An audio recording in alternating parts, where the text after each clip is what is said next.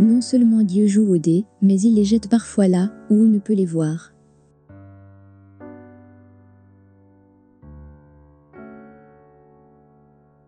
Si l'humanité veut avoir un avenir à long terme, il faut que son horizon dépasse celui de la planète Terre. Il n'est pas possible que nous continuions à nous regarder le nombril et à miser sur une planète surpeuplée et de plus en plus polluée. J'utilise le mot Dieu dans un sens impersonnel, comme Einstein le faisait pour les lois de la nature.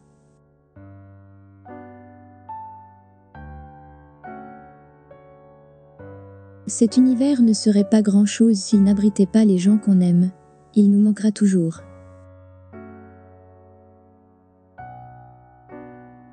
La vie serait tragique si elle n'était pas drôle. L'intelligence, c'est la capacité de s'adapter au changement.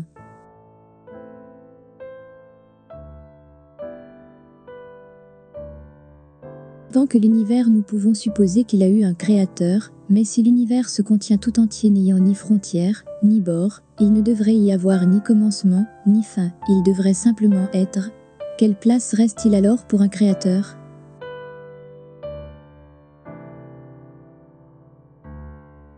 Je pense que le développement d'une intelligence artificielle complète pourrait mettre fin à l'humanité. Les humains limités à une lente évolution biologique ne pourraient pas rivaliser et seraient dépassés.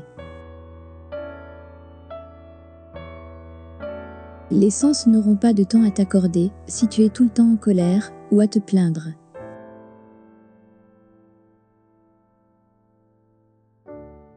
Regardez vers les étoiles et pas vers vos pieds. Essayez de donner un sens à ce que vous voyez et demandez-vous, ce qui fait l'univers existe. Soyez curieux. Si je devais choisir un super-héros, je choisirais Superman. Il est tout ce que je ne suis pas. Le premier ennemi de la connaissance n'est pas l'ignorance, c'est l'illusion de la connaissance.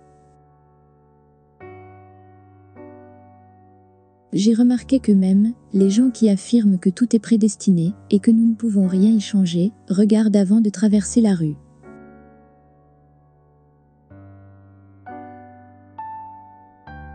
Si les extraterrestres nous rendent visite un jour, je pense que le résultat sera semblable à ce qui s'est produit quand Christophe Colomb a débarqué en Amérique, un résultat pas vraiment positif pour les Indiens.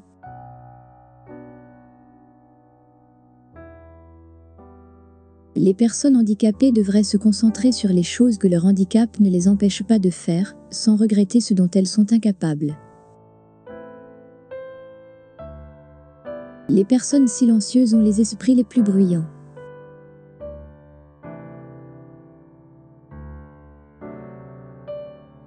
Tant que l'univers aura un commencement, nous pouvons supposer qu'il a eu un créateur. Mais si réellement l'univers se contient tout entier, n'ayant ni frontières ni bords, il ne devrait avoir ni commencement ni fin, il devrait simplement être. Quelle place reste-t-il alors pour un créateur ?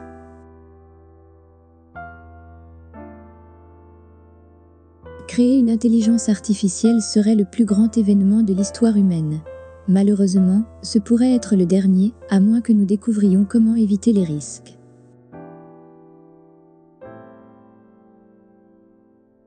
La meilleure preuve qu'un voyage dans le temps est impossible est que nous n'avons pas été envahis par des hordes de touristes du futur. Pour l'instant encore, le cerveau d'un simple ver de terre surpasse nos plus puissants ordinateurs.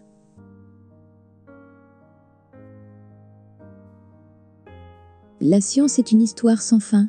La question n'est pas de savoir qui a raison, qui a tort. Le but est de progresser. Les plus grands défis ne sont pas surmontés quand nos prédictions sont exactes, mais quand elles ne le sont pas. Nous découvrons alors de nouvelles informations qui nous obligent à modifier tout ce que nous croyions savoir. Quelle que soit la difficulté de la vie, il y a toujours quelque chose que vous pouvez faire et réussir. À l'époque de Newton, il était possible pour l'honnête homme d'avoir un aperçu de l'ensemble du savoir humain, au moins dans ses grandes lignes. Mais depuis lors, l'allure du développement de la science a rendu cela impossible. Parce que les théories sont toujours modifiées pour tenir compte de nouvelles observations, elles ne sont jamais réellement digérées ou simplifiées de telle sorte que tout un chacun puisse les comprendre. Vous devez être spécialiste pour y arriver, et encore, vous ne pourrez qu'espérer avoir votre propre aperçu d'une petite partie des théories scientifiques. Qui plus est, le rythme des progrès est si élevé que ce que vous aurez appris à l'école ou à l'université sera toujours un peu dépassé. Seules quelques personnes peuvent se maintenir à la frontière toujours mouvante du savoir, consacrer tout leur temps à cela et se spécialiser dans une petite zone. Le reste de la population a une bien petite idée des progrès accomplis ou de l'excitation qu'ils ont produite. Si vous rencontrez votre anti-vous dans le futur, ne lui serrez pas la main, vous disparaîtrez tous les deux.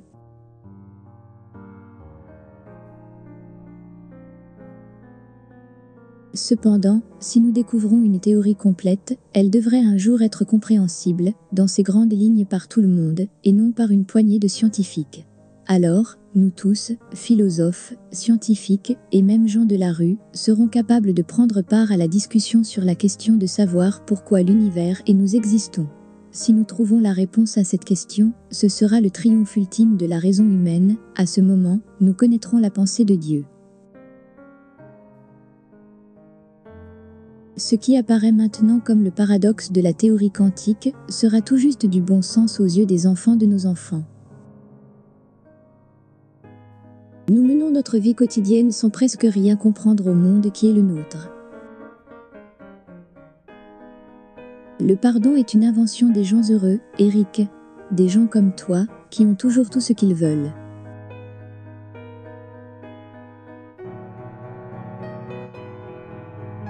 Chacun de nous est libre de penser ce qu'il veut, et, pour moi, l'explication la plus simple est qu'il n'y a pas de Dieu. Personne n'a créé l'univers, et personne ne manipule le destin. Et cela me mène à une autre conséquence. Il n'y a probablement ni paradis ni vie éternelle. Cette croyance ne repose sur aucune preuve tangible et contredit tout ce que nous apprend la science.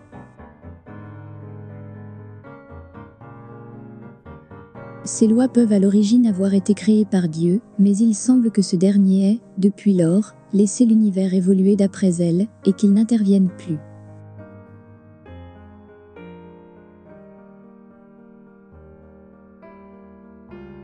Rappelez-vous qu'il faut regarder les étoiles, pas vos pieds. Essayez de donner du sens à ce que vous voyez, et de vous interroger sur l'existence de l'univers. Soyez curieux. En toutes circonstances, il y a toujours quelque chose à faire et à réussir. N'abandonnez jamais.